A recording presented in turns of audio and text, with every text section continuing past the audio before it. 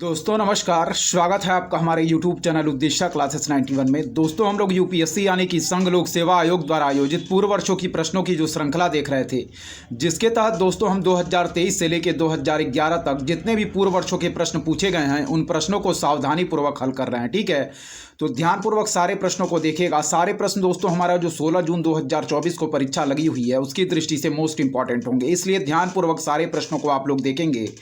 हम लोग दोस्तों इकोनॉमिक्स से संबंधित प्रश्नों को देख रहे थे, जिसमें दोस्तों हम देख रहे हैं क्या है, बैंकिंग प्रणाली, वित्त, बीमा और पेंशन से संबंधित प्रश्नों को देख रहे हैं, जिसमें अब तक हम लोगों ने दोस्तों 2015 तक के प्रश्नों को कवर किया है। 2015 में कुछ प्रश्न बाकी रह गए हैं, उन प्रश्नों को हल करने के बाद फिर हम आगे के प्रश्नों की तरफ बढ़ेंगे। ठीक है, तो ध्यानपूर्वक सारे प्रश्नों को देखिएगा। 2015 में पूछे गए चौथे नंबर प्रश्न को हम पढ़ेंगे, फिर आगे के प्रश्नों की तरफ हम ध्यानपूर्वक बढ़ेंगे। चलिए स्टार्ट करते हैं। 2015 में जो पूछा गया चौथा प्रश्न है उसको ध्यानपूर्वक देखिएगा। क्या कह रहा है? कह रहा दोस्तों हमारा कि भारतीय अर्थव्यवस्था के संदर्भ में निम्नलिखित पर क्या कीजिए दोस्तों, विचार कीजिए। ठीक है, ध्यानपूर्वक देखेंगे क्या कह रहा है। कह रहा है कि भारतीय अर्थव्यवस्था के संदर्भ में निम्नलिखित पर विचार कीजिए। फिर देखिएगा, भारतीय अर्थव्यवस्था के संदर्भ में निम्नलिखित पर विचार कीजिए। तो पहला पॉइंट कह रहा है कि बैंक रेट यानी कि बैंक दर। ठीक है, दूसरा कह रहा है दोस्तों खुली बाजार कार्यवाही यानी कि ओपन मार्केट ऑपरेशन। ठीक है, थर्ड पॉइंट कह रहा है लोक ऋण यानी कि पब्लिक डेब्ट, और चौथा कह रहा है दोस्तों लोक राजस्व यानी कि दोस्तों पब्लिक रेवेन्यू। ठीक है, कह रहा है कि उपर्युक्त में से कौन सा या कौन से मौद्रिक नीति के क्या है दोस्तों हमारे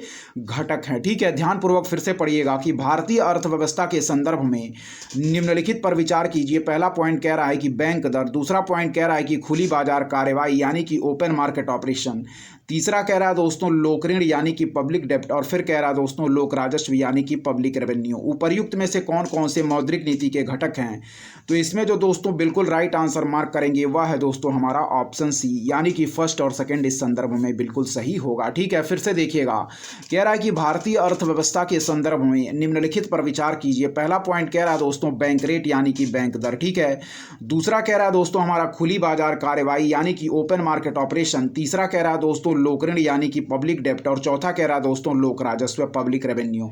प्रश्न पूछा जा रहा है कि उपर्युक्त में से कौन कौन से हमारे मॉनेटरी पॉलिसी यानी कि मौद्रिक नीति के घटक हैं। तो हम लोगों ने बिल्कुल राइट आंसर मार्क किया दोस्तों, ऑप्शन सी यानी कि फर्स्ट और सेकंड। दोस्तों फर्स्ट और सेकंड हमारा हो जाएगा दोस्तों, पहले हो जाएगा बैंक रेट और फिर दोस्तों हो जाएगा खुली बाजार कार्यवाही यानी कि ओपन मार्केट ऑपरेशन, जबकि दोस्तों इस संदर्भ में थर्ड और फोर्थ पॉइंट हमारे क्या हैं, गलत दिए गए हैं। इस पॉइंट को याद रखिएगा, व्याख्या इंपॉर्टेंट है। ऑप्शन सी हम लोगों ने बिल्कुल राइट आंसर मार्क किया। चलिए व्याख्या दोस्तों देखते हैं क्या दिया गया है, इंपॉर्टेंट है, ध्यानपूर्वक देखिएगा। ठीक है, चलिए व्याख्या दोस्तों देखेंगे क्या दिया गया है, देखिएगा। चलिए पढ़ते हैं दोस्तों। ठीक है, चलिए क्या रहा दोस्तों, सबसे पहले हमारा देखिएगा कि मौद्रिक नीति के घटकों में शामिल हैं दोस्तों बैंक दर, खुली बाजार की क्रियाएं, परिवर्तनीय कोष अनुपात जिसे हम कहते हैं वेरिएबल रिजर्व रेशियो, नगद कोष अनुपात दोस्तों कैश रिजर्व रेशियो तथा वैधानिक तरलता अनुपात आदि। ठीक है, भारत के रिजर्व बैंक द्वारा मौद्रिक नीति के नियमन अथवा उस पर नियंत्रण रखने का कार्य किया जाता है, जबकि सार्वजनिक अथवा लोक व्यय, करारोपण, लोक ऋण, हीनार्थ प्रबंधन से संबंधित नीति आदि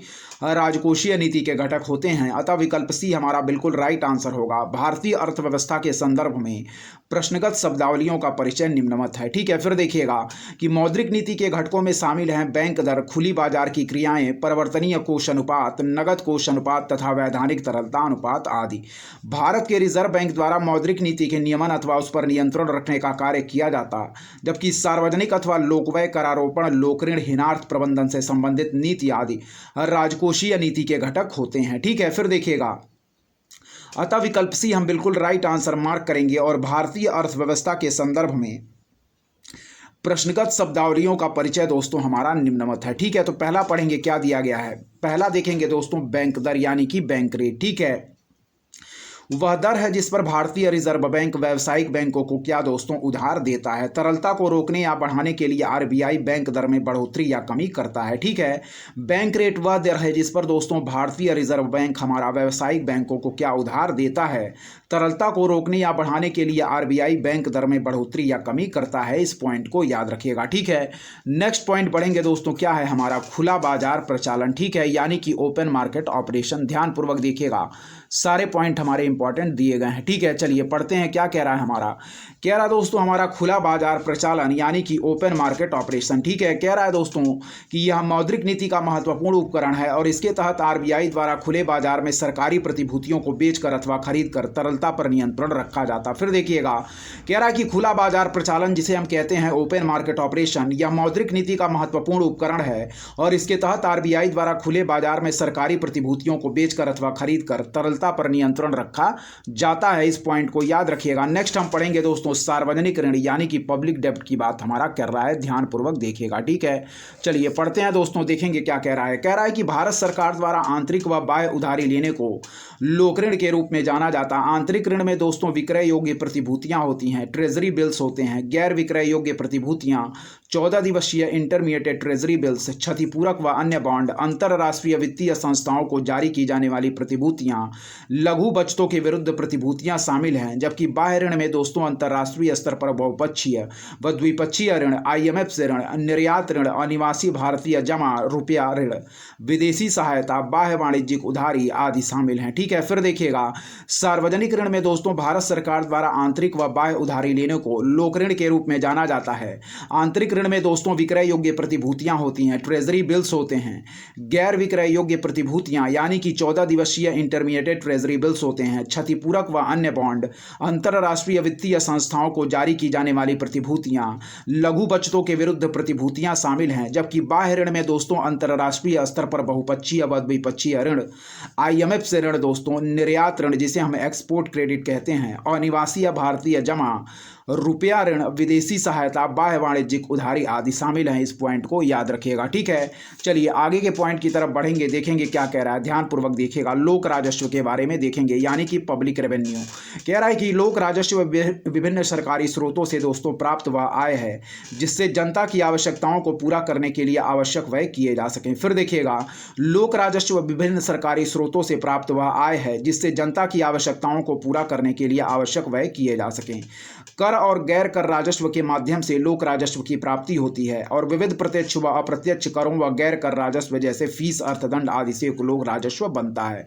फिर देखिएगा, कह रहा है कि लोक राजस्व विभिन्न सरकारी स्रोतों से प्राप्त वह आय है जिससे जनता की आवश्यकताओं को पूरा करने के लिए आवश्यक व्यय किए जा सकें। ठीक है, कर और गैर कर राजस्व के माध्यम से दोस्तों लोक राजस्व की प्राप्ति होती है। ठीक है, क्या है, कर और गैर कर राजस्व के माध्यम से लोक राजस्व की प्राप्ति होती है। ठीक है, विविध प्रत्यक्ष व अप्रत्यक्ष करों व गैर कर राजस्व जैसे फीस, अर्थदंड आदि से दोस्तों लोक राजस्व बनता है। इस पॉइंट को याद रखिएगा। ठीक है, चलिए दोस्तों अब हम बढ़ेंगे 2014 में पूछे गए प्रश्नों की तरफ। 2015 के प्रश्नों को हम लोगों ने पूरी तरीके से कंप्लीट कर लिया है। ठीक है, ध्यानपूर्वक देखिएगा दोस्तों 2014 में कौन कौन से प्रश्न पूछे गए हैं। सारे प्रश्न हमारे इंपॉर्टेंट होंगे, ध्यानपूर्वक देखिएगा। ठीक है, चलिए 2014 में पूछे गए प्रश्नों की तरफ बढ़ेंगे, देखिएगा क्या कह रहे हैं हमारे 2014 में पूछे गए प्रश्न। ठीक है, ध्यानपूर्वक देखें।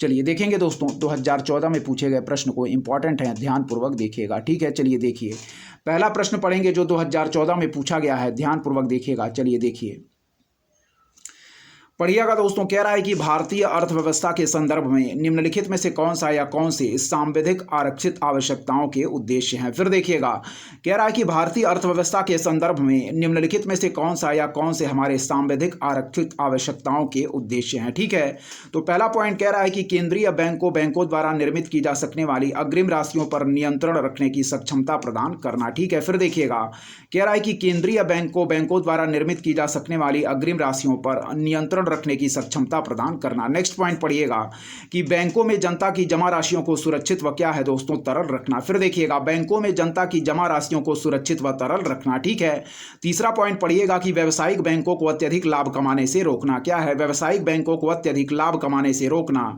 और चौथा पॉइंट कह रहा है कि बैंकों को दिन प्रतिदिन की आवश्यकताओं को पूरा करने के लिए पर्याप्त कोष्ठ नकदी यानी कि वॉल्ट कैश रखने को बाध्य करना। ठीक है, फिर से पढ़ेंगे दोस्तों, देखेंगे चारों पॉइंट हमारे क्या दिए गए हैं। फिर से देखिएगा कि भारतीय अर्थव्यवस्था के संदर्भ में निम्नलिखित में से कौन सा या कौन से हमारे सांविधिक आरक्षित आवश्यकताओं के उद्देश्य हैं। ठीक है, तो पहला पॉइंट कह रहा है कि केंद्रीय बैंकों द्वारा निर्मित की जा सकने वाली अग्रिम राशियों पर नियंत्रण रखने की सक्षमता प्रदान करना।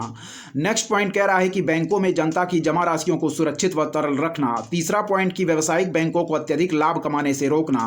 और चौथा पॉइंट की बैंकों को दिन प्रतिदिन की आवश्यकताओं को पूरा करने के लिए पर्याप्त कोष्ठ नकदी रखने को बाध्य करना। ठीक है, कह रहा है कि नीचे दिए गए कूट का प्रयोग कर सही उत्तर चुनिए। तो इसमें बिल्कुल राइट आंसर मार्क करेंगे दोस्तों ऑप्शन ए, केवल फर्स्ट हमारा याद रखिएगा केवल राइट आंसर होगा, यानी कि ऑप्शन ए। चलिए देखिएगा, कह रहा है कि भारतीय अर्थव्यवस्था के संदर्भ में निम्नलिखित में से कौन सा या कौन से हमारे सांविधिक आरक्षित आवश्यकताओं के उद्देश्य हैं। तो इसमें बिल्कुल राइट आंसर मार्क करेंगे ऑप्शन ए, हमारा बिल्कुल सही दिया गया है। बाकी के पॉइंट दोस्तों हमारे गलत दिए गए हैं, सेकंड, थर्ड और फोर्थ। ठीक है, इस पॉइंट को याद रखिएगा। पहला पॉइंट क्या कह रहा है, पढ़ेंगे। कह रहा है कि केंद्रीय बैंक को बैंकों द्वारा निर्मित की जा सकने वाली अग्रिम राशियों पर नियंत्रण रखने की सक्षमता प्रदान करना। यही पॉइंट हमारा बिल्कुल दोस्तों सही दिया गया है, इस पॉइंट को याद रखिएगा। ठीक है, क्या कह रहा है कि भारतीय अर्थव्यवस्था के संदर्भ में निम्नलिखित में से कौन सा या कौन से हमारे सांविधिक आरक्षित आवश्यकताओं के उद्देश्य हैं। तो पहला पॉइंट याद रखिएगा कि केंद्रीय बैंक को बैंकों द्वारा निर्मित की जा सकने वाली अग्रिम राशियों पर नियंत्रण रखने की सक्षमता प्रदान करना। फर्स्ट ऑप्शन हमारा बिल्कुल जो दोस्तों दिया गया है, पहला पॉइंट बिल्कुल राइट है। बाकी सेकंड, थर्ड पॉइंट, फोर्थ हमारे गलत दिए गए हैं, इस पॉइंट को याद रखिएगा।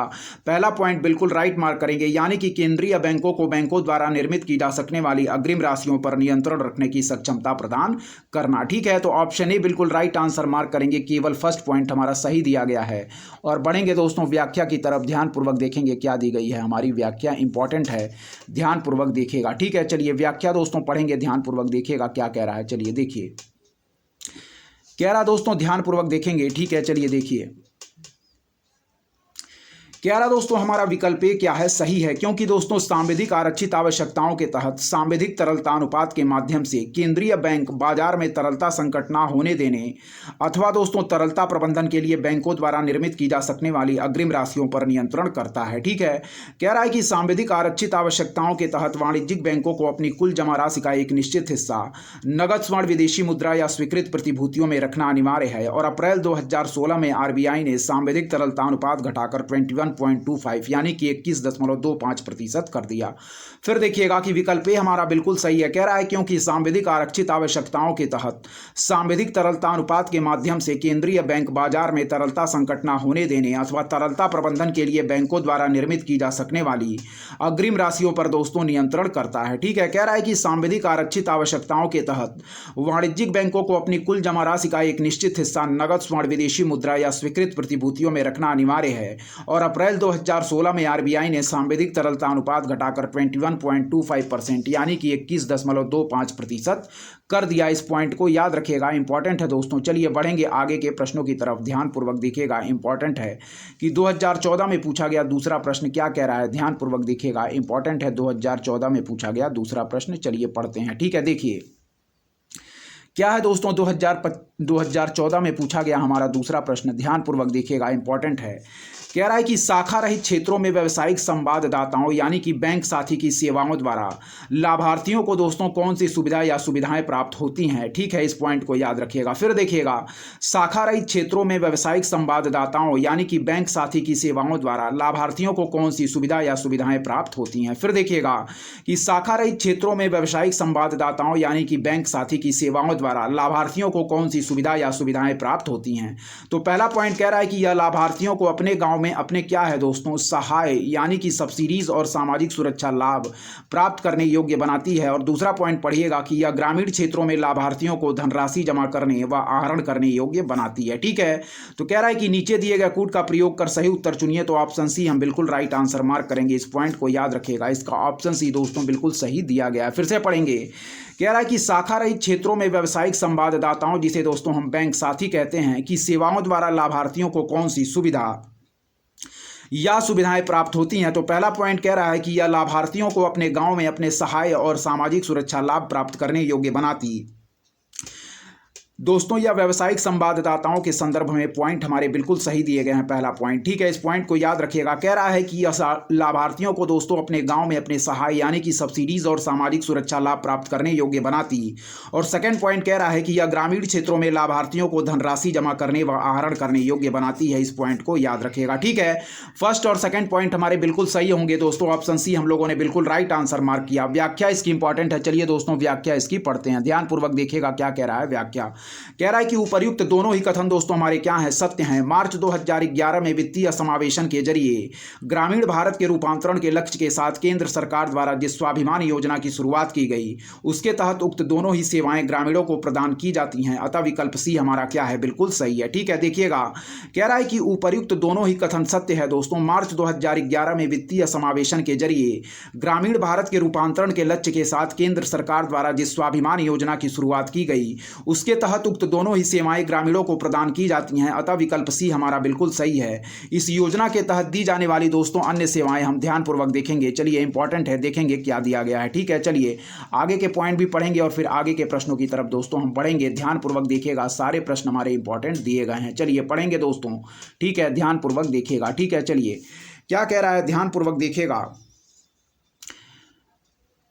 कह रहा है कि उपर्युक्त दोनों ही जो कथन दोस्तों हमारे दिए गए थे वे सत्य थे। और कह रहा है कि मार्च 2011 में वित्तीय समावेशन के जरिए ग्रामीण भारत के रूपांतरण के लक्ष्य के साथ केंद्र सरकार द्वारा जिस स्वाभिमान योजना की शुरुआत की गई, उसके तहत उक्त दोनों ही सेवाएं ग्रामीणों को प्रदान की जाती हैं। अतः विकल्प सी हमारा क्या होगा, इस प्रश्न का बिल्कुल सही होगा। और इस योजना के तहत दी जाने वाली अन्य सेवाएं जो होंगी उनको हम पढ़ेंगे। ध्यानपूर्वक देखिएगा। पहला पॉइंट कह रहा है कि 2000 अथवा उससे अधिक जनसंख्या वाले बैंक रहित गांवों को बुनियादी बैंकिंग सेवाएं देने का वायदा। ठीक है, फिर देखिएगा 2000 अथवा उससे अधिक जनसंख्या वाले बैंक रहित गांवों को बुनियादी बैंकिंग सेवाएं देने का वायदा।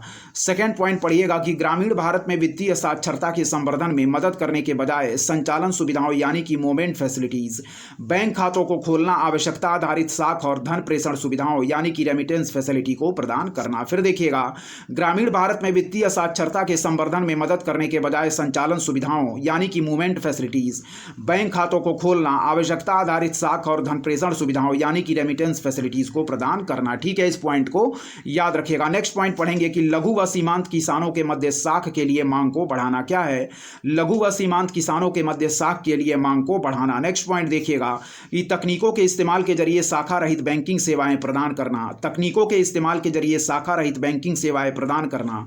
और नेक्स्ट पॉइंट कह रहा है कि सूक्ष्म वित्त और सूक्ष्म पेंशन उत्पादों की लोगों तक पहुंच सुनिश्चित करना। क्या है, सूक्ष्म वित्त और सूक्ष्म पेंशन उत्पादों की लोगों तक पहुंच सुनिश्चित करना। और नेक्स्ट पॉइंट कह रहा है कि बैंकिंग सेवाएं जैसे दोस्तों सेविंग्स बैंक्स, रिकरिंग डिपॉजिट, सावधि जमा, धन प्रेषण, ओवरड्राफ्ट फैसिलिटी, किसान credit card, general credit card और चेकों का संग्रहण आदि प्रदान करना। फिर देखिएगा बैंकिंग सेवाएं जैसे सेविंग्स बैंक, रिकरिंग डिपॉजिट, सावधि जमा, धन प्रेषण, ओवरड्राफ्ट फैसिलिटी, किसान credit card, general credit card और चेकों का संग्रहण आदि प्रदान करना। ठीक है, तो 2014 के दो प्रश्नों को हम लोगों ने कवर कर लिया है। चलिए दोस्तों बढ़ेंगे 2014 में पूछे गए तीसरे प्रश्न की तरफ। इंपॉर्टेंट है, ध्यानपूर्वक देखिएगा। चलिए देखिए क्या कह रहा है, 2014 में पूछा गया तीसरा प्रश्न पढ़ेंगे।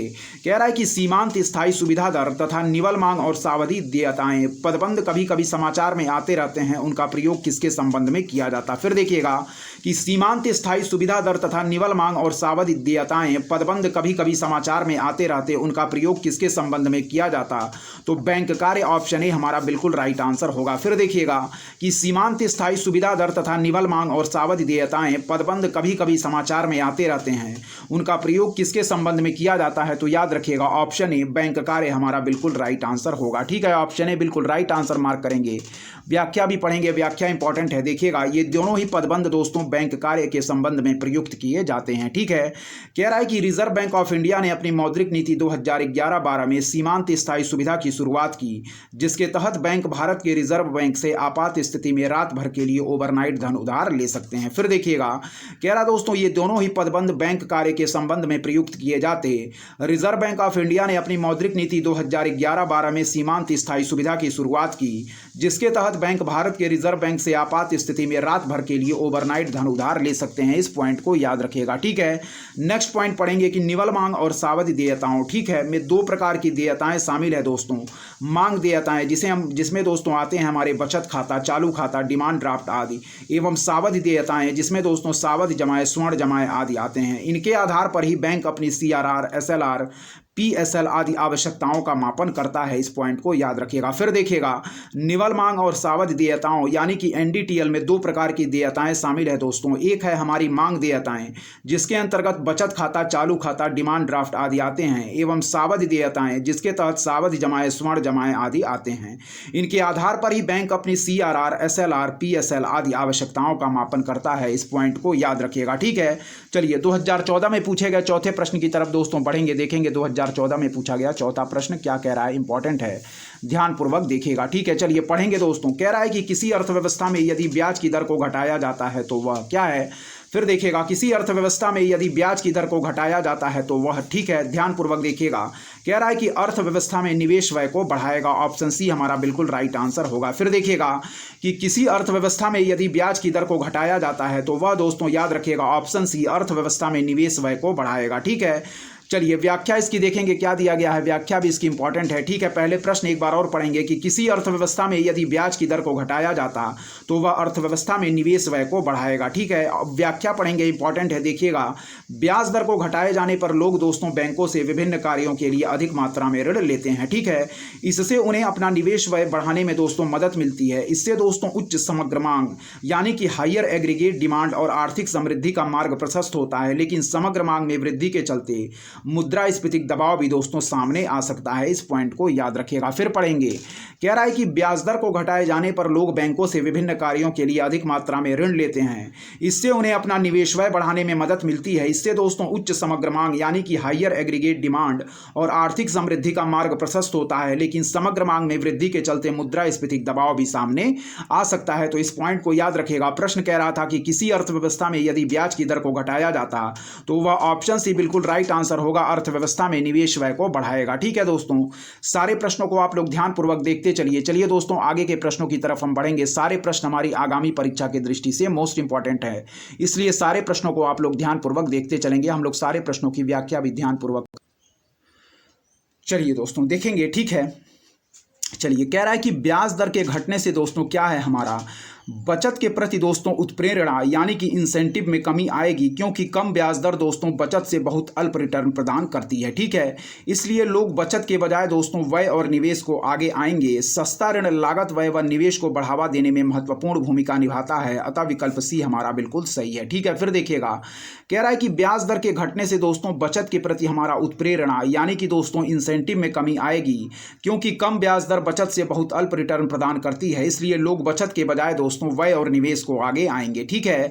सस्ता ऋण लागत व्यय व निवेश को बढ़ावा देने में महत्वपूर्ण भूमिका निभाता है, अतः विकल्प सी हमारा बिल्कुल सही होगा। इस पॉइंट को याद रखिएगा। चलिए अब बढ़ेंगे दोस्तों 2013 में जो हमारे प्रश्न पूछे गए हैं उनके तरफ। ठीक है, इकोनॉमिक्स से संबंधित प्रश्नों को हम देख रहे हैं दोस्तों। बैंकिंग प्रणाली, वित्त, बीमा और पेंशन हमारा टॉपिक है। ठीक है, ध्यानपूर्वक देखिएगा। 2013 में पूछे गए प्रश्नों की तरफ बढ़ेंगे।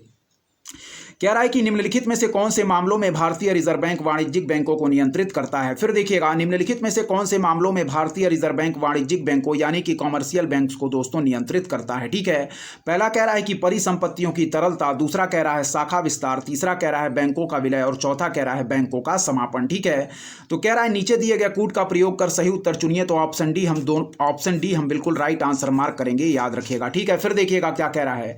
कह रहा है कि निम्नलिखित में से कौन से मामलों में भारतीय रिजर्व बैंक वाणिज्यिक बैंकों को नियंत्रित करता है। तो पहला कह रहा है कि परिसंपत्तियों की तरलता, दूसरा कह रहा है शाखा विस्तार, तीसरा कह रहा है बैंकों का विलय, चौथा कह रहा है बैंकों का समापन। कह रहा है नीचे दिए गए कूट का प्रयोग कर सही उत्तर चुनिए। तो ऑप्शन डी हम लोगों ने बिल्कुल राइट आंसर मार्क किया। इस संदर्भ में फर्स्ट, सेकंड, थर्ड और फोर्थ चारों ही पॉइंट दोस्तों हमारे क्या हैं, बिल्कुल सही दिए गए हैं। ठीक है, चलिए व्याख्या की तरफ बढ़ेंगे। याद रखिएगा, ऑप्शन डी हमारा बिल्कुल राइट आंसर होगा। चलिए व्याख्या देखते हैं दोस्तों क्या दी गई है, ध्यानपूर्वक देखिएगा। ठीक है, चलिए देखिए व्याख्या पढ़ेंगे दोस्तों, ध्यानपूर्वक देखिएगा। ठीक है, चलिए देखिए व्याख्या कह रहा है कि वाणिज्यिक बैंकों के संदर्भ में नगद आरक्षित अनुपात यानी कि कैश रिजर्व रेशियो, सांविधिक तरलता अनुपात यानी कि स्टैट्यूटरी लिक्विडिटी रेशियो आदि के माध्यम से रिजर्व बैंक परिसंपत्तियों की तरलता को नियंत्रित करता है। रिजर्व बैंक के अधिकार व कार्यक्षेत्र से संबंधित पहलू निम्नवत हैं। फिर देखिएगा, कह रहा है कि वाणिज्यिक बैंकों के संदर्भ में नगद आरक्षित अनुपात, सांविधिक तरलता अनुपात आदि के माध्यम से रिजर्व बैंक परिसंपत्तियों की तरलता को नियंत्रित करता है। रिजर्व बैंक के अधिकार व कार्यक्षेत्र से संबंधित पहलू निम्नवत हैं। पहला पॉइंट पढ़िएगा देखिएगा क्या कह रहा है ध्यानपूर्वक कि भारतीय रिजर्व बैंक दोस्तों शाखा विस्तार के मामलों में भी वाणिज्यिक बैंकों को नियंत्रित करता है।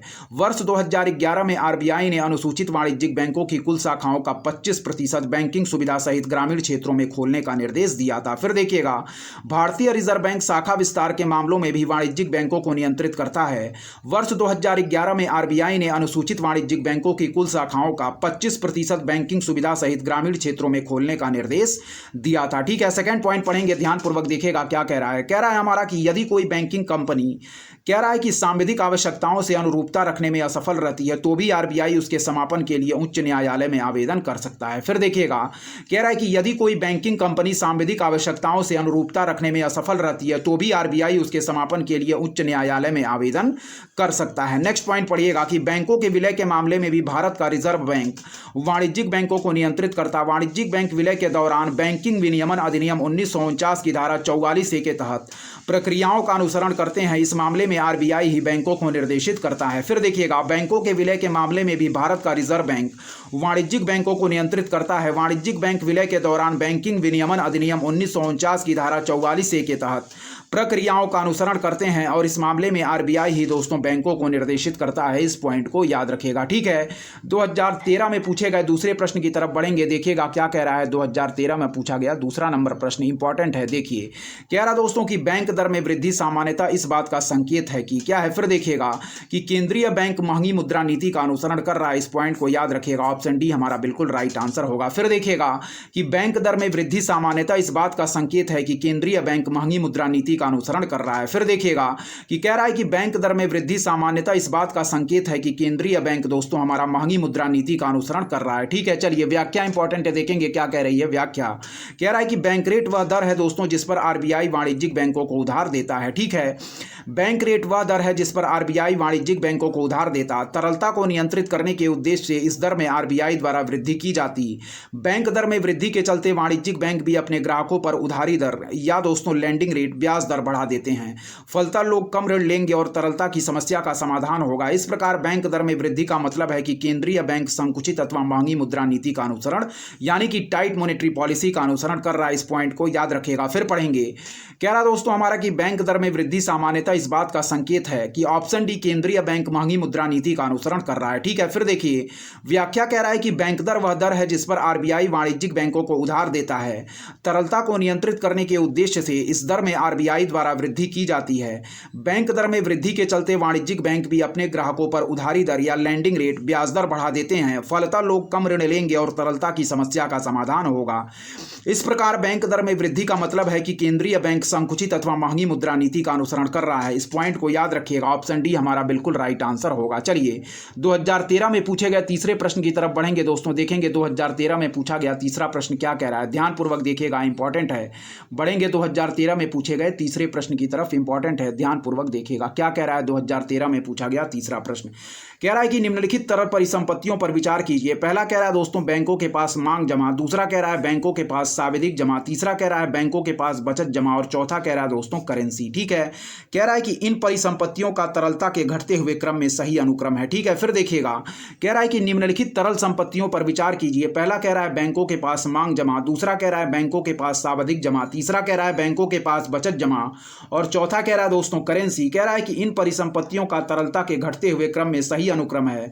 तो ऑप्शन डी हम बिल्कुल राइट आंसर मार्क करेंगे दोस्तों, यानी कि 4, 1, 3 और 2, यानी कि सबसे पहले हो जाएगा करेंसी, फिर हो जाएगा बैंकों के पास मांग जमा, फिर हो जाएगा बैंकों के पास बचत जमा और लास्ट में हो जाएगा बैंकों के पास सावधिक जमा। ठीक है, कह रहा है कि निम्नलिखित तरल परिसंपत्तियों पर विचार कीजिए। पहला कह रहा है बैंकों के पास मांग जमा, दूसरा कह रहा है बैंकों के पास सावधिक जमा, तीसरा कह रहा है बैंकों के पास बचत जमा और चौथा कह रहा है करेंसी। कह रहा है कि इन परिसंपत्तियों का तरलता के घटते हुए क्रम में सही अनुक्रम है। तो सबसे पहले हो जाएगा दोस्तों हमारा करेंसी, फिर हो जाएगा बैंकों के पास मांग जमा, फिर हो जाएगा बैंकों के पास बचत जमा और लास्ट में हो जाएगा बैंकों के पास सावधिक जमा। ठीक है, सबसे पहले हो जाएगा करेंसी, फिर हो जाएगा दोस्तों बैंकों के पास मांग जमा, फिर बैंकों के पास बचत जमा और लास्ट में हो जाएगा बैंकों के पास सावधिक जमा। प्रश्न कह रहा था कि इन परिसंपत्तियों का तरलता के घटते हुए क्रम में सही अनुक्रम है। तो ऑप्शन डी हमारा बिल्कुल राइट आंसर होगा। 4, 1, 3 और 2 दोस्तों हमारी बिल्कुल सही सीरीज होगी, 4, 1, 3 और 2। व्याख्या इंपॉर्टेंट है, चलिए व्याख्या दोस्तों हम पढ़ते हैं, ध्यानपूर्वक देखिएगा। कह रहा है कि वे परिसंपत्तियां जो आसानी से मुद्रा में परिवर्तित हो सकती हैं तरल परिसंपत्तियां कहलाती हैं। क्या है? कह रहा है कि वे परिसंपत्तियां जो आसानी से मुद्रा में परिवर्तित हो सकती हैं तरल परिसंपत्तियां कहलाती हैं। अतः विकल्प डी हमारा बिल्कुल सही होगा। ठीक है, कह रहा है दोस्तों करेंसी अथवा मुद्रा हमारी क्या है? सर्वाधिक तरल परिसंपत्ति है, क्योंकि दोस्तों इसको आसानी से प्राप्त और प्रयोग किया जा सकता है। ठीक है, फिर देखिएगा कह रहा है हमारा कि वे परिसंपत्तियां जो आसानी से मुद्रा में परिवर्तित हो सकती हैं तरल परिसंपत्तियां कहलाती हैं। अतः विकल्प डी हमारा बिल्कुल सही होगा। कह रहा है कि करेंसी अथवा मुद्रा सर्वाधिक तरल परिसंपत्ति है, क्योंकि इसको आसानी से प्राप्त और प्रयोग किया जा सकता। इसके उपरांत सर्वाधिक तरल परिसंपत्ति है बैंकों के पास मांग जमा या बैंकों के पास बचत जमा से अधिक तरल परिसंपत्ति है, क्योंकि मांग जमा के तहत दोस्तों एटीएम अथवा डिमांड ड्राफ्ट या चेक के माध्यम से क्रय विक्रय की आवश्यकताएं पूरी की जा सकती। फिर देखिएगा कह रहा है दोस्तों हमारा कि करेंसी अथवा मुद्रा सर्वाधिक तरल परिसंपत्ति है, क्योंकि इसको आसानी से प्राप्त और प्रयोग किया जा सकता। कह रहा है कि इसके उपरांत सर्वाधिक तरल परिसंपत्ति है दोस्तों बैंकों के पास मांग जमा है। ठीक है, कह रहा है कि यह बैंकों के पास बचत जमा से क्या है? अधिक तरल परिसंपत्ति है, क्योंकि मांग जमा के तहत दोस्तों एटीएम अथवा डिमांड ड्राफ्ट या चेक के माध्यम से क्रय विक्रय की आवश्यकताएं पूरी की जा सकती। फिर देखिएगा बचत जमा दोस्तों तीसरी सर्वाधिक तरल परिसंपत्ति है, क्योंकि दोस्तों आरडी अथवा रिकरिंग डिपॉजिट और पीपीएफ के रूप में जमा धन का भुगतान सावधि जमा के भुगतान से पहले संभव है। फिर देखिएगा बचत जमा तीसरी सर्वाधिक तरल परिसंपत्ति है, क्योंकि रिकरिंग डिपॉजिट और पीपीएफ के रूप में जमा धन का भुगतान सावधि जमा के भुगतान से पहले संभव है। फिर देखिएगा कि सावधि जमा सबसे कम तरल परिसंपत्ति है, क्योंकि एक निश्चित समयावधि के पूर्व अथवा जमा के मैच्योर होने से पूर्व इसका भुगतान संभव नहीं होता है। फिर देखिएगा सावधि जमा सबसे कम तरल परिसंपत्ति है, क्योंकि एक निश्चित समयावधि के पूर्व अथवा जमा के मैच्योर होने से पूर्व इसका भुगतान संभव नहीं होता। तो इस पॉइंट को याद रखिएगा। ठीक है, चलिए दोस्तों अब बढ़ेंगे 2013 में पूछे गए चौथे प्रश्न की तरफ। ध्यानपूर्वक देखिएगा क्या कह रहा है। 2013 में पूछा गया चौथा प्रश्न इंपॉर्टेंट है, ध्यानपूर्वक पढ़ेंगे। चलिए देखिए क्या कह रहा है दोस्तों, ध्यानपूर्वक देखेंगे। 2014 में पूछा गया हमारा, 2013 में पूछा गया चौथे प्रश्न को देखेंगे। देखिए कह रहा है कि भारतीय अर्थव्यवस्था के संदर्भ में खुला बाजार प्रचालन किसे निर्दिष्ट करता है। फिर देखिएगा कि भारतीय अर्थव्यवस्था के संदर्भ में खुला बाजार प्रचालन यानी कि दोस्तों ओपन मार्केट ऑपरेशन किसे निर्दिष्ट करता है। तो बिल्कुल सही आंसर मार्क करेंगे कि रिजर्व बैंक ऑफ इंडिया द्वारा सरकारी प्रतिभूतियों का क्रय और विक्रय। ऑप्शन सी हमारा बिल्कुल राइट आंसर होगा। फिर देखिएगा क्या कह रहा है कि भारतीय अर्थव्यवस्था के संदर्भ में खुला बाजार प्रचालन किसे निर्दिष्ट करता है। तो याद रखिएगा ऑप्शन सी हमारा दोस्तों यानी कि आरबीआई द्वारा सरकारी प्रतिभूतियों का क्रय और विक्रय, इसका बिल्कुल राइट आंसर ऑप्शन सी हम मार्क करेंगे। व्याख्या इंपॉर्टेंट है। चलिए दोस्तों व्याख्या इसकी हम पढ़ते हैं, ध्यानपूर्वक देखिएगा। ठीक है, चलिए देखिए दोस्तों इसकी व्याख्या क्या कह रहा है, इंपॉर्टेंट है। देखिएगा कि खुला बाजार प्रचालन ऐसा बाजार प्रचालन है यानी कि मार्केट ऑपरेशन होता है जिसे भारत के रिजर्व बैंक द्वारा संपादित किया जाता है। इसका प्रचालन दोस्तों सरकारी प्रतिभूतियों को बाजार से खरीदने अथवा उसे बेचने के जरिए किया जाता है। खुला बाजार प्रचालन से संबंधित महत्वपूर्ण तथ्य निम्नवत हैं। फिर देखिएगा कि खुला बाजार प्रचालन ऐसा बाजार प्रचालन है यानी कि मार्केट ऑपरेशन होता है जिसे दोस्तों भारत के रिजर्व बैंक द्वारा संपादित किया जाता। इसका प्रचालन सरकारी प्रतिभूतियों को बाजार से खरीदने अथवा बेचने के जरिए किया जाता और खुला बाजार प्रचालन से संबंधित कुछ तथ्य निम्नवत हैं। चलिए पहला पॉइंट पढ़ेंगे। कह रहा है कि इस प्रचालन का मुख्य उद्देश्य बाजार में एक स्थिर आधार पर रुपए की तरलता स्थितियों का समायोजन करना है। फिर देखिएगा इस प्रचालन का मुख्य उद्देश्य है बाजार में एक स्थिर आधार पर रुपये की तरलता स्थितियों का समायोजन करना। फिर देखिएगा इस प्रचालन का मुख्य उद्देश्य है बाजार में एक स्थिर आधार पर रुपये के तरलता स्थितियों का समायोजन करना है। नेक्स्ट पॉइंट पढ़ेंगे।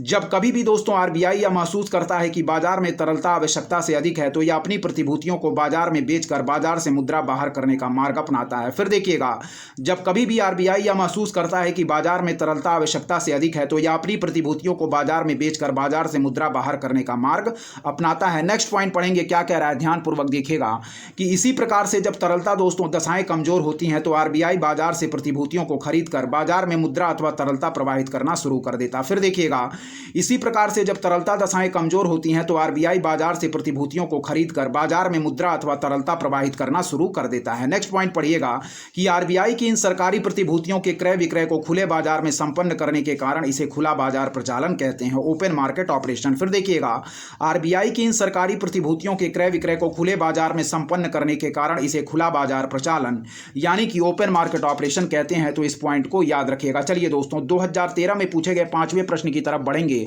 ध्यानपूर्वक देखिएगा, सारे प्रश्न हमारी आगामी परीक्षा की दृष्टि से मोस्ट इंपॉर्टेंट है। ठीक है, बढ़ेंगे 2013 में पूछे गए पांचवें प्रश्न की तरफ।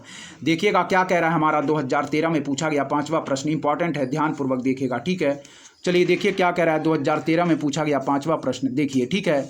2013 में पूछा गया जो पांचवा प्रश्न है उसको पढ़ेंगे। कह रहा है कि भारत में बैंकों द्वारा प्राथमिक क्षेत्र ऋणदान से तात्पर्य किसको ऋण देने से है। ठीक है, ध्यानपूर्वक देखिएगा। चलिए देखिए, कह रहा है कि भारत में बैंकों द्वारा प्राथमिक क्षेत्र ऋणदान से तात्पर्य किसको ऋण देने से है। ठीक है, तो इसमें बिल्कुल सही आंसर मार्क करेंगे दोस्तों। पहला है हमारा कृषि, दूसरा बी नंबर कह रहा है कि लघु माइक्रो एवं छोटे उद्यम, और सी कह रहा है दोस्तों हमारा दुर्बल वर्ग। ठीक है, तो ऑप्शन डी हमारा बिल्कुल राइट आंसर होगा। फिर देखिएगा, भारत में बैंकों द्वारा प्राथमिक क्षेत्र ऋणदान से तात्पर्य किसको ऋण देने से है। ठीक है, देखिएगा कह रहा है कि भारत में बैंकों द्वारा प्राथमिक क्षेत्र ऋणदान देने से तात्पर्य किसको ऋण देने से है। ठीक है, इस पॉइंट को याद रखिएगा। फिर देखिए, ऑप्शन ए हमारा कह रहा है कृषि, ऑप्शन बी कह रहा है लघु माइक्रो एवं छोटे उद्यम, सी कह रहा है दुर्बल वर्ग, और डी कह रहा है दोस्तों उपर्युक्त सभी। ठीक है, कह रहा है कि भारत में बैंकों द्वारा प्राथमिक क्षेत्र ऋणदान देने से तात्पर्य किसको ऋण देने से है। देखेंगे, ऑप्शन ए कह रहा है दोस्तों कृषि, बी कह रहा है लघु माइक्रो एवं छोटे उद्यम, सी कह रहा है दुर्बल वर्ग, डी कह रहा है उपर्युक्त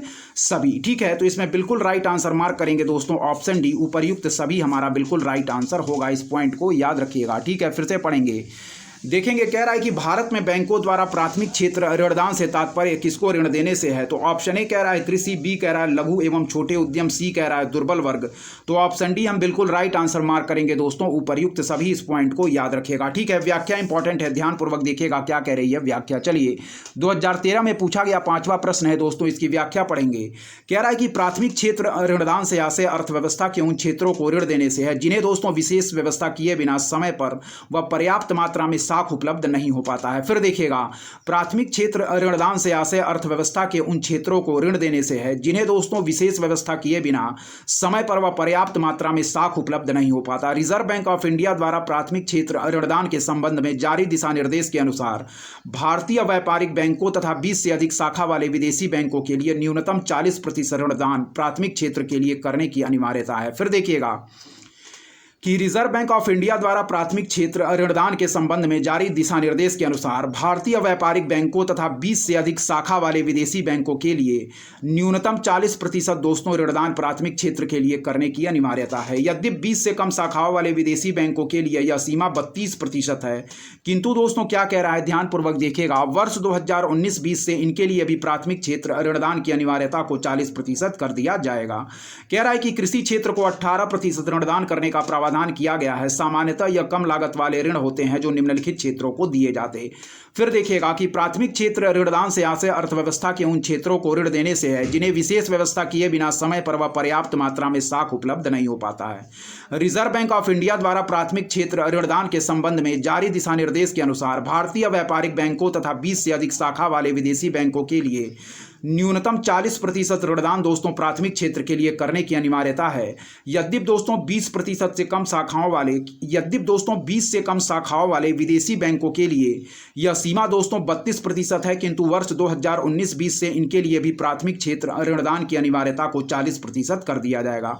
फिर देखिएगा, यद्यपि 20 से कम शाखाओं वाले विदेशी बैंकों के लिए यह सीमा 32% है, किंतु वर्ष 2019-20 से लिए इनके भी प्राथमिक क्षेत्र ऋणदान की अनिवार्यता को 40% कर दिया जाएगा।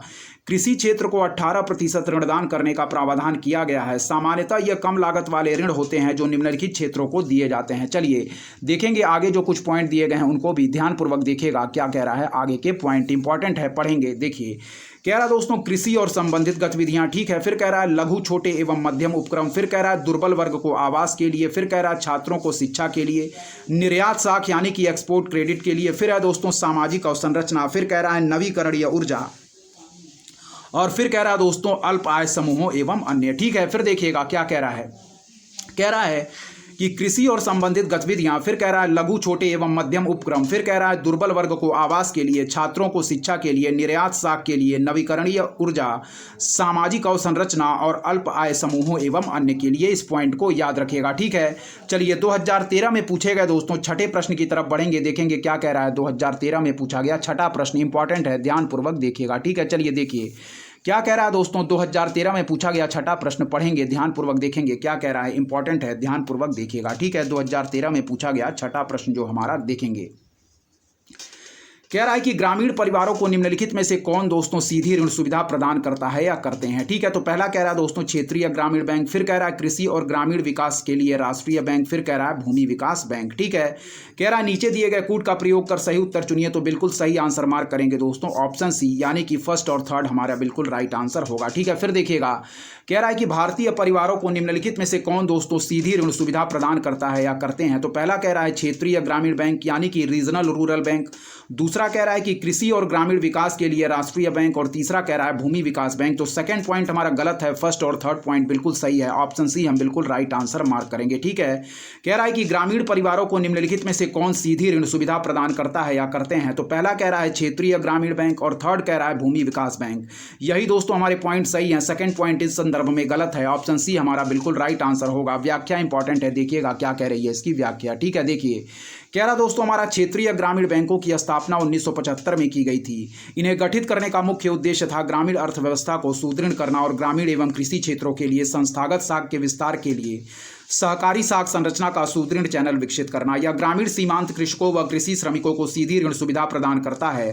विकल्प भी हमारा सही नहीं है, क्योंकि दोस्तों क्या है हमारा कृषि और ग्रामीण विकास के लिए राष्ट्रीय बैंक नाबार्ड ग्रामीण परिवारों को सीधे ऋण प्रदान न कर सहकारी समिति, सूक्ष्म वित्तीय कंपनियों इत्यादि जैसे मध्यस्थों के माध्यम से ऋण प्रदान करता है। फिर देखिएगा कह रहा है हमारा कि क्षेत्रीय ग्रामीण बैंकों की स्थापना दोस्तों 1975 में की गई थी। ठीक है, इन्हें गठित करने का मुख्य उद्देश्य था ग्रामीण अर्थव्यवस्था को सुदृढ़ करना और ग्रामीण एवं कृषि क्षेत्रों के लिए संस्थागत साख के विस्तार के लिए सहकारी साख संरचना का सुदृढ़ चैनल विकसित करना। ठीक है, या दोस्तों ग्रामीण सीमांत कृषकों व कृषि श्रमिकों को सीधी ऋण सुविधा प्रदान करता है। विकल्प भी हमारा सही नहीं है, क्योंकि कृषि और ग्रामीण विकास के लिए राष्ट्रीय बैंक, जिसे हम नाबार्ड कहते हैं, ग्रामीण परिवारों को सीधे ऋण प्रदान न कर सहकारी समिति, सूक्ष्म वित्तीय कंपनियों इत्यादि जैसे मध्यस्थों के माध्यम से ऋण प्रदान करता है। इस पॉइंट को याद रखिएगा। कह रहा है कि वैद्यनाथन समिति के सुझावों के आधार पर नाबार्ड ने केंद्रीय सहकारी बैंकों को धन देने के लिए अल्पकालिक बहुउद्देशीय साख उत्पाद का डिजाइन तैयार किया है। फिर देखिएगा कह रहा है कि वैद्यनाथन समिति के सुझावों के आधार पर नाबार्ड ने केंद्रीय सहकारी बैंकों को धन देने के लिए अल्पकालिक बहुउद्देशीय साख उत्पाद का डिजाइन तैयार किया है। इस पॉइंट को याद रखिएगा। ठीक है, क्या कह रहा है, कह रहा है कि वैद्यनाथन समिति के सुझावों के आधार पर नाबार्ड ने केंद्रीय सहकारी बैंकों को धन देने के लिए अल्पकालिक बहुउद्देशीय साख उत्पाद का डिजाइन तैयार किया है। चलिए दोस्तों आगे बढ़ेंगे, देखेंगे आगे इसके पॉइंट की आगे इसकी व्याख्या क्या कह रही है, ध्यानपूर्वक देखिएगा, इंपॉर्टेंट है। चलिए देखिए, देखेंगे आगे इस प्रश्न की व्याख्या क्या दी गई है, इंपॉर्टेंट है। चलिए देखिए, देखेंगे दोस्तों क्या कह रहा है, ध्यानपूर्वक देखिएगा। कह रहा है हमारा कि वैद्यनाथन समिति के सुझावों के आधार पर नाबार्ड ने केंद्रीय सहकारी बैंकों को धन देने के लिए अल्पकालिक बहुउद्देशीय साख उत्पाद का डिजाइन तैयार किया है। नेक्स्ट कह रहा है कि भूमि विकास बैंक भी ग्रामीण परिवारों एवं कृषकों को सीधी ऋण सुविधा प्रदान करता है। भूमि को समतल करने, भूमि संरक्षण उपायों को अपनाने तथा भूमि निम्नीकरण को दूर करने हेतु ग्रामीण कृषकों को भूमि विकास बैंक ऋण प्रदान करता है। फिर देखिएगा, भूमि विकास बैंक भी ग्रामीण परिवारों एवं कृषकों को सीधी ऋण सुविधा प्रदान करता है। भूमि को समतल करने, भूमि संरक्षण उपायों को अपनाने तथा भूमि निम्नीकरण को दूर करने हेतु ग्रामीण कृषकों को भूमि विकास बैंक ऋण प्रदान करता है। इस पॉइंट को याद रखिएगा। चलिए 2012 में पूछे गए प्रश्न को पढ़ेंगे दोस्तों ध्यानपूर्वक, इंपॉर्टेंट है सारे प्रश्न। क्या कह रहे हैं 2012 में पूछे गए प्रश्न, देखिएगा इंपॉर्टेंट है। चलिए पढ़ते हैं। कह रहा है कि निम्नलिखित पर विचार कीजिए। पहला कह रहा है होटल तथा रेस्तरां, दूसरा कह रहा है मोटर परिवहन उद्योग, तीसरा कह रहा है समाचार पत्र प्रतिष्ठान और चौथा कह रहा है निजी चिकित्सा संस्थान। उपर्युक्त में से किस इकाई या किन इकाइयों के कर्मचारी राज्य बीमा योजना के अंतर्गत सामाजिक सुरक्षा कवच प्राप्त कर सकते हैं। तो इसका बिल्कुल राइट आंसर मार्क करेंगे दोस्तों ऑप्शन डी, यानी कि फर्स्ट, सेकेंड, थर्ड और फोर्थ। फिर देखिएगा, कह रहा है हमारा निम्नलिखित पर विचार कीजिए। पहला कह रहा है होटल अथवा रेस्तरां, होटल तथा रेस्तरां, सेकंड कह रहा है मोटर परिवहन उद्योग, तीसरा कह रहा है समाचार पत्र प्रतिष्ठान और चौथा कह रहा है निजी चिकित्सा संस्थान। कह रहा है कि उपर्युक्त में से किस इकाई या किन इकाइयों के कर्मचारी हमारे कर्मचारी राज्य बीमा योजना के अंतर्गत सामाजिक सुरक्षा कवच प्राप्त कर सकते हैं। ठीक है, तो ऑप्शन डी हम बिल्कुल राइट आंसर मार्क करेंगे, फर्स्ट, सेकंड, थर्ड और फोर्थ। फिर देखिएगा, निम्नलिखित पर विचार कीजिए। पहला कह रहा है होटल तथा रेस्तरां, सेकंड कह रहा है मोटर परिवहन उद्योग, तीसरा कह रहा है समाचार पत्र प्रतिष्ठान और चौथा कह रहा है निजी चिकित्सा संस्थान। कह रहा है प्रश्न की उपर्युक्त में से किस इकाई या किन इकाइयों के कर्मचारी राज्य बीमा योजना के अंतर्गत सामाजिक सुरक्षा यानी कि सोशल सिक्योरिटी कवच हमारे प्राप्त कर सकते हैं। इस पॉइंट को याद रखिएगा। तो चलिए दोस्तों देखेंगे, इसका ऑप्शन डी हम बिल्कुल राइट आंसर मार्क करेंगे। व्याख्या इंपॉर्टेंट है, ध्यानपूर्वक इसकी व्याख्या हम पढ़ते हैं। देखिए क्या कह रहा है, देखिएगा, कह रहा है कि कर्मचारी राज्य बीमा अधिनियम 1948 के तहत भारत के कामगारों के लिए सामाजिक सुरक्षा मुहैया कराने के प्रावधानों के अनुपालन में 24 फरवरी 1952 1952 को तत्कालीन प्रधानमंत्री द्वारा कर्मचारी राज्य बीमा योजना का उद्घाटन कानपुर उत्तर प्रदेश में किया गया था और निम्नलिखित इकाइयों को सामाजिक सुरक्षा कवच प्राप्त है। फिर देखिएगा कि कर्मचारी राज्य बीमा अधिनियम 1948 के तहत, ठीक है, भारत के कामगारों के लिए सामाजिक सुरक्षा मुहैया कराने के प्रावधानों के अनुपालन में 24 फरवरी 1952 को तत्कालीन प्रधानमंत्री द्वारा कर्मचारी राज्य बीमा योजना का उद्घाटन कानपुर उत्तर प्रदेश में किया गया था और निम्नलिखित इकाइयों को सामाजिक सुरक्षा कवच प्राप्त है। पहला पॉइंट पढ़ेंगे कि निजी चिकित्सा एवं शैक्षणिक संस्थान, सेकंड कह रहा है कि दुकान, होटल व रेस्तरां, थर्ड कह रहा है दोस्तों सिनेमा व प्रीव्यू थिएटर्स, चौथा कह रहा है दोस्तों मोटर परिवहन उद्योग, फिर कह रहा है समाचार पत्र और विज्ञापन संस्थान जहां 10 या अधिक व्यक्ति कार्य में लगे हों। ठीक है, फिर से पढ़िएगा कि कर्मचारी राज्य बीमा अधिनियम 1948 के तहत भारत के कामगारों के लिए सामाजिक सुरक्षा मुहैया कराने के प्रावधानों के अनुपालन में 24 फरवरी 1952 को तत्कालीन प्रधानमंत्री द्वारा कर्मचारी राज्य बीमा योजना का उद्घाटन कानपुर उत्तर प्रदेश में किया गया था और निम्नलिखित इकाइयों को सामाजिक सुरक्षा कवच प्राप्त है। ठीक है, पहला पॉइंट पढ़िएगा कि निजी चिकित्सा एवं शैक्षणिक संस्थान, दूसरा कह रहा है दुकान, होटल व रेस्तरां, तीसरा कह रहा है कि सिनेमा व प्रीव्यू थिएटर्स, चौथा कह रहा है मोटर परिवहन उद्योग और फिर कह रहा है समाचार पत्र और विज्ञापन संस्थान जहां 10 या अधिक व्यक्ति कार्य में लगे हों। इस पॉइंट को याद रखिएगा। ठीक है, चलिए 2012 में पूछे गए दूसरे प्रश्न को देखेंगे। क्या कह रहा है 2012 में पूछा गया हमारा दूसरा प्रश्न। ठीक है, इस पॉइंट को याद रखिएगा।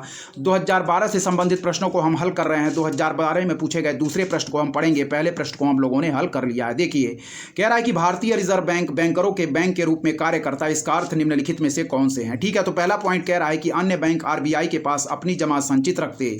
दूसरा, आवश्यकता के समय आरबीआई वाणिज्यिक बैंकों को ऋण देता है। तीसरा, आरबीआई वाणिज्यिक बैंकों को मौद्रिक विषयों पर परामर्श देता है। ठीक है, तो ऑप्शन डी हमारा बिल्कुल राइट आंसर होगा। फिर से पढ़िएगा, कह रहा है कि भारतीय रिजर्व बैंक हमारा बैंकरों के बैंक यानी कि केंद्रीय बैंक के रूप में कार्य करता है। इसका अर्थ दोस्तों निम्नलिखित में से कौन से हैं। तो पहला पॉइंट कह रहा है कि अन्य बैंक हमारे आरबीआई के पास अपनी जमा संचित रखते हैं। बिल्कुल सही दिया गया है दोस्तों कि अन्य बैंक हमारे आरबीआई के पास अपनी जमा संचित रखते हैं। ठीक है, सेकंड पॉइंट कह रहा है कि आवश्यकता के समय आरबीआई वाणिज्यिक बैंकों को ऋण देता है। तो यह भी पॉइंट हमारा सही है कि आवश्यकता के समय आरबीआई वाणिज्यिक बैंकों को ऋण देता है। ठीक है, थर्ड कह रहा है कि आरबीआई वाणिज्यिक बैंकों को मौद्रिक विषयों पर परामर्श देता है। तो यह भी पॉइंट हमारा बिल्कुल सही है।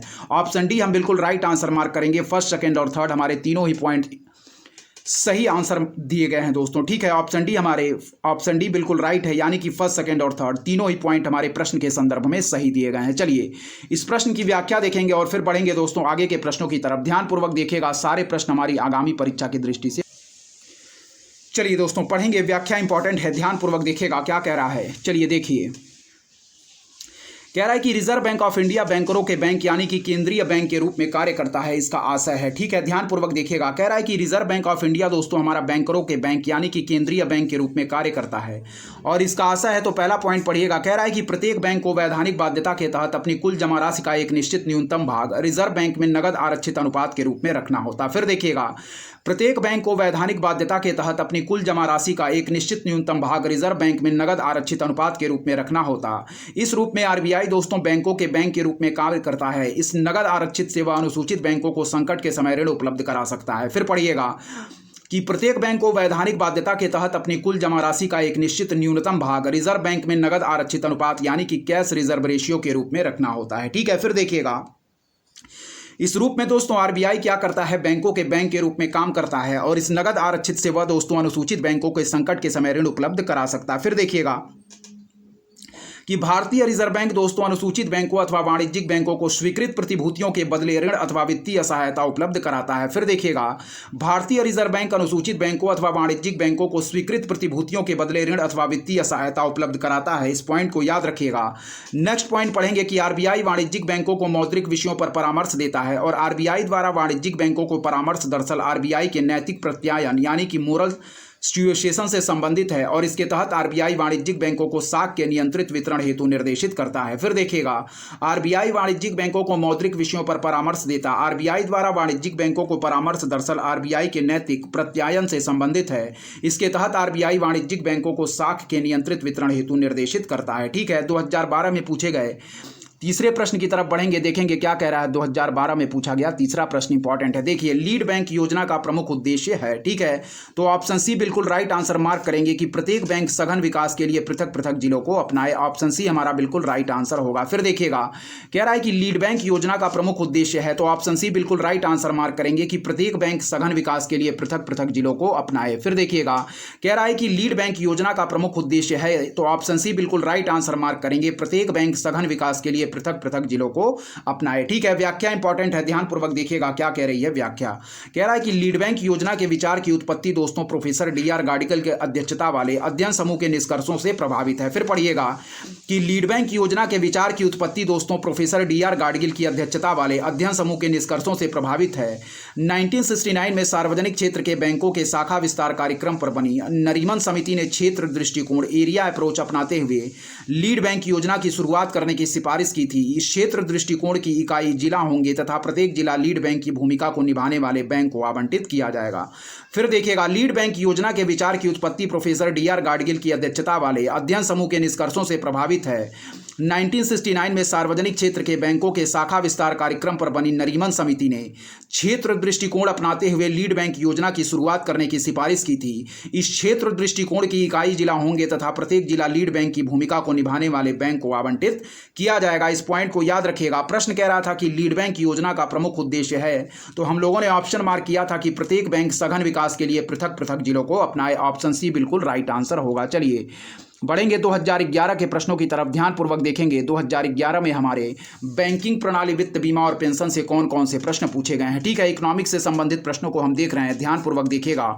टॉपिक चल रहा है दोस्तों बैंकिंग प्रणाली, वित्त, बीमा और पेंशन। ठीक है, चलिए देखिएगा, आम आदमी बीमा योजना के संदर्भ में निम्नलिखित कथनों पर विचार कीजिए। पहला पॉइंट कह रहा है कि इस योजना के अंतर्गत बीमाकृत व्यक्ति भूमिहीन ग्रामीण कुटुंब के परिवार का मुखिया अथवा कमाऊ सदस्य होना चाहिए। ठीक है, सेकंड पॉइंट कह रहा है दोस्तों कि बीमाकृत व्यक्ति 30 से 65 वर्ग के आयु वर्ग में होना चाहिए। और तीसरा पॉइंट कह रहा है कि योजना में बीमाकृत व्यक्ति के कक्षा 9 से 12 के बीच पढ़ रहे 2 बच्चों तक के लिए निःशुल्क छात्रवृत्ति का प्रावधान है। कह रहा है कि उपर्युक्त में से कौन कौन से कथन सही हैं, तो ऑप्शन सी हम बिल्कुल राइट आंसर मार्क करेंगे, यानी कि इस संदर्भ में हमारे फर्स्ट और थर्ड पॉइंट बिल्कुल सही दिए गए हैं, जबकि सेकंड पॉइंट दोस्तों हमारा इस संदर्भ में गलत है। फिर पढ़िएगा, कह रहा है कि आम आदमी बीमा योजना के संदर्भ में निम्नलिखित कथनों पर विचार कीजिए। तो पहला पॉइंट कह रहा है कि इस योजना के अंतर्गत बीमाकृत व्यक्ति भूमिहीन ग्रामीण कुटुंब के परिवार का मुखिया अथवा कमाऊ सदस्य होना चाहिए। ठीक है, और थर्ड पॉइंट कह रहा है कि योजना में बीमाकृत व्यक्ति के कक्षा 9 से 12 के बीच पढ़ रहे 2 बच्चों तक के लिए निःशुल्क छात्रवृत्ति का प्रावधान है।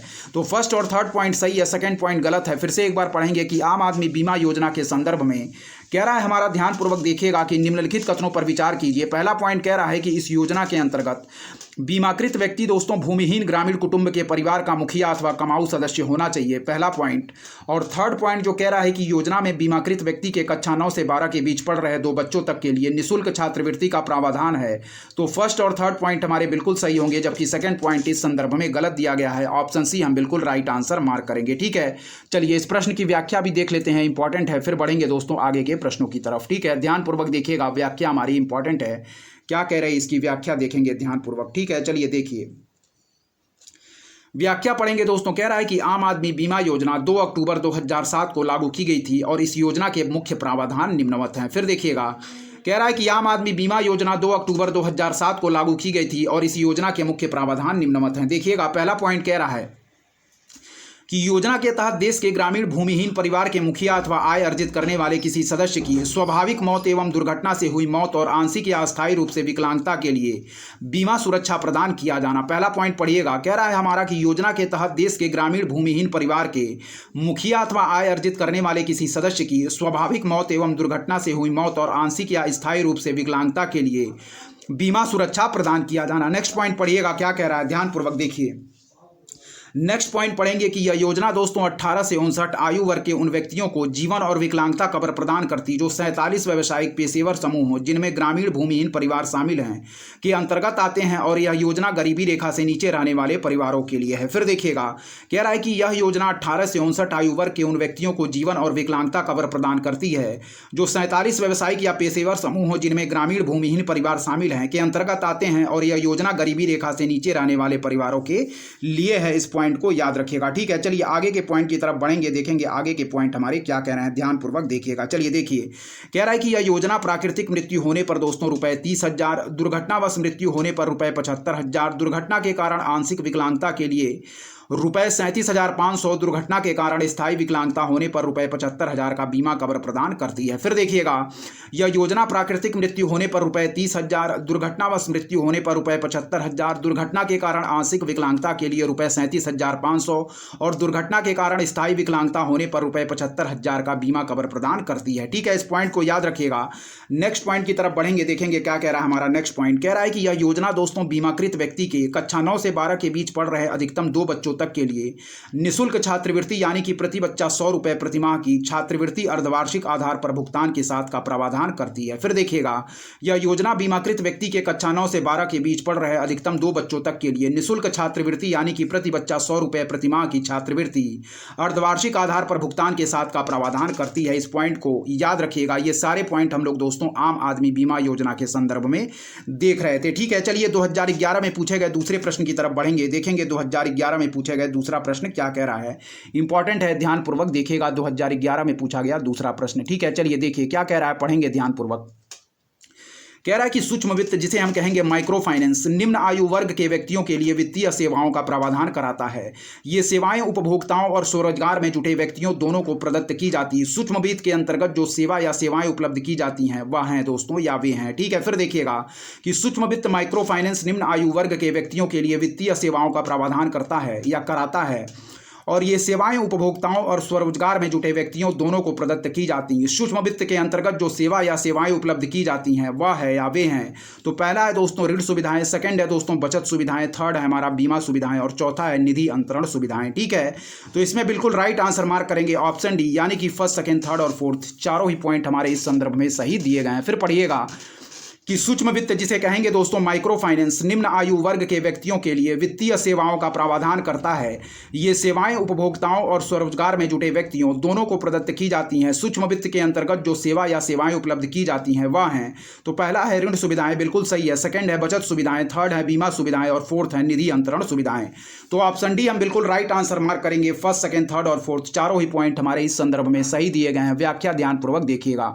कह रहा है कि सूक्ष्म वित्त वित्तीय समावेशन के लक्ष्य की प्राप्ति के लिए उपलब्ध कराया जाता है ताकि ग्रामीण व निर्धन लोगों को भी विभिन्न बैंकिंग सुविधाएं मिल सकें। सूक्ष्म वित्त सेवाओं में शामिल है ऋण सुविधाएं, बचत सुविधाएं, बीमा सुविधाएं, निधि अंतरण सुविधाएं, कुछ गैर वित्तीय सेवाएं जैसे प्रशिक्षण तथा काउंसलिंग। फिर देखिएगा कि सूक्ष्म वित्त वित्तीय समावेशन के लक्ष्य की प्राप्ति के लिए उपलब्ध कराया जाता है ताकि ग्रामीण व निर्धन लोगों को भी विभिन्न बैंकिंग सुविधाएं मिल सकें। ठीक है, कह रहा है कि सूक्ष्म वित्त सेवाओं में शामिल है दोस्तों ऋण सुविधाएं, बचत सुविधाएं, बीमा सुविधाएं, निधि अंतरण सुविधाएं, कुछ गैर वित्तीय सेवाएं जैसे प्रशिक्षण तथा काउंसलिंग। ठीक है, चलिए बढ़ेंगे दोस्तों हम 2011 में पूछे गए तीसरे प्रश्न की तरफ। ध्यानपूर्वक देखिएगा क्या कह रहा है। 2011 में पूछा गया तीसरा प्रश्न इंपॉर्टेंट है, देखिएगा। कह रहा है हम वाणिज्यिक बैंकों द्वारा दिए जाने वाले लोक लुभावन ऋण यानी कि टीजर लोन क्यों आर्थिक चिंता के विषय हैं। फिर देखिएगा, वाणिज्यिक बैंकों द्वारा दिए जाने वाले लोक लुभावन ऋण, जिसे हम कहते हैं दोस्तों टीजर लोन, क्यों आर्थिक चिंता के विषय हैं या टीजर लोन क्यों आर्थिक चिंता के विषय हैं। फिर देखिएगा कि वाणिज्यिक बैंकों द्वारा दिए जाने वाले लोक लुभावन ऋण यानी कि टीजर लोन क्यों आर्थिक चिंता के विषय हैं। तो पहला पॉइंट कह रहा है कि लोक लुभावन ऋण हमारे क्या हैं, टीजर लोन अधोमुख्य ऋणों यानी कि सम प्राइम लेंडिंग के ही एक रूप समझे जाते हैं तथा बैंकों को यह जोखिम रहता है कि भविष्य में उनके ऋण चुकता ना हो। फिर देखिएगा, लोक लुभावन ऋण हमारे यानी कि टीजर लोन अधोमुख्य ऋणों यानी कि सम प्राइम लेंडिंग के ही एक रूप समझे जाते हैं तथा बैंकों को यह जोखिम रहता कि भविष्य में उनके ऋण चुकता ना हो। ठीक है, फिर देखिएगा कह रहा है दूसरा पॉइंट हमारा, देश में लोक लुभावन ऋण यानी कि टीजर लोन मुख्यतः अनुभवहीन उद्यमियों को उत्पादन संबंधी अथवा निर्यात इकाइयां स्थापित करने के लिए दिए जाते हैं। तो सेकंड पॉइंट हमारा गलत है। पहला पॉइंट पढ़िएगा कि लोक लुभावन ऋण हमारे टीजर लोन अधोमुख्य ऋणों यानी कि सब प्राइम लेंडिंग के ही एक रूप समझे जाते हैं तथा बैंकों को यह जोखिम रहता है कि भविष्य में उनके ऋण चुकता ना हो। तो पहला पॉइंट हमारा बिल्कुल सही है, ऑप्शन ए हम बिल्कुल राइट आंसर मार्क करेंगे। ध्यानपूर्वक देखिएगा। चलिए बढ़ेंगे, इस प्रश्न के ऑप्शन देखेंगे और फिर व्याख्या भी देखेंगे। ध्यानपूर्वक देखिएगा। ठीक है, देखेंगे क्या कह रहा है, इंपॉर्टेंट है, देखिएगा। चलिए दोस्तों इस प्रश्न के ऑप्शन देखेंगे, फिर आगे इस प्रश्न की व्याख्या भी हम पढ़ेंगे। ध्यानपूर्वक देखिएगा क्या कह रहा है, देखिए। पहले ऑप्शन इसका मार्क करेंगे दोस्तों, वह होगा हमारा केवल एक, इसका बिल्कुल राइट आंसर होगा। ठीक है, व्याख्या भी इंपॉर्टेंट है, ध्यानपूर्वक इसकी व्याख्या देखिएगा क्या कह रहा है। देखिए, कह रहा है कि ऐसे गिरवी ऋण को दोस्तों टीजर लोन या ठीक है, फिर देखिएगा, ऐसे गिरवी ऋण को टीजर लोन यानी कि लोक लुभावन ऋण कहते हैं, जिसमें दोस्तों ऋण पर दिया ब्याज इस प्रकार से समायोजित होता है कि शुरू में ब्याज दर कम हो पर कुछ वर्षों के बाद ब्याज दर में वृद्धि हो जाए। ऐसे ऋणों में ऋण लेने वाला कम ब्याज दर के कारण ऋण लेने के लिए आकृष्ट होता है तथा ऐसा माना जाता कि यदि वह निर्धारित समय में ऋण का भुगतान नहीं करता तो उसे ब्याज की ऊंची दर के हिसाब से ब्याज देना पड़ता है। टीजर लोन दोस्तों सब प्राइम लेंडिंग का ही एक रूप समझा जाता है, इस पॉइंट को याद रखिएगा। फिर देखिएगा, कह रहा है हमारा कि ऐसे गिरवी ऋण को टीजर लोन यानी कि लोक लुभावन ऋण कहते हैं, जिसमें ऋण पर दिया ब्याज इस प्रकार से समायोजित होता है कि शुरू में ब्याज दर कम हो पर कुछ वर्षों के बाद ब्याज दर में वृद्धि हो जाए। ऐसे ऋणों में ऋण लेने वाला कम ब्याज दर के कारण ऋण लेने के लिए आकृष्ट होता है तथा ऐसा माना जाता है कि यदि वह निर्धारित समय ऋण का भुगतान नहीं करता तो उसे ब्याज की ऊंची दर के हिसाब से ब्याज देना पड़ता। टीजर लोन सब प्राइम लेंडिंग का ही एक रूप समझा जाता है, इस पॉइंट को याद रखिएगा। चलिए 2011 में पूछे गए चौथे प्रश्न की तरफ बढ़ेंगे दोस्तों, ध्यानपूर्वक देखिएगा, इंपॉर्टेंट है। चलिए देखिए, कह रहा है कि भारतीय रिजर्व बैंक के बैंक दर कम करने के फलस्वरूप, तो इसका बिल्कुल राइट आंसर मार्क करेंगे, बाजार की तरलता बढ़ जाती है। इस पॉइंट को याद रखिएगा, ऑप्शन ए हमारा बिल्कुल राइट आंसर होगा। ठीक है, कह रहा है कि भारतीय रिजर्व बैंक के बैंक दर कम करने के फलस्वरूप, तो याद रखें बाजार की तरलता बढ़ जाती है। फिर देखिएगा कि भारतीय रिजर्व बैंक के बैंक दर कम करने के फलस्वरूप, तो याद रखें बाजार की तरलता यानी कि बाजार की लिक्विडिटी बढ़ जाती है। ठीक है, व्याख्या इंपॉर्टेंट है, पढ़िएगा कि बैंक दर वह दर होती है जिस पर रिजर्व बैंक वाणिज्यिक बैंकों को उधार देता। क्या है? बैंक दर वह दर होती है जिस पर रिजर्व बैंक वाणिज्यिक बैंकों को उधार देता।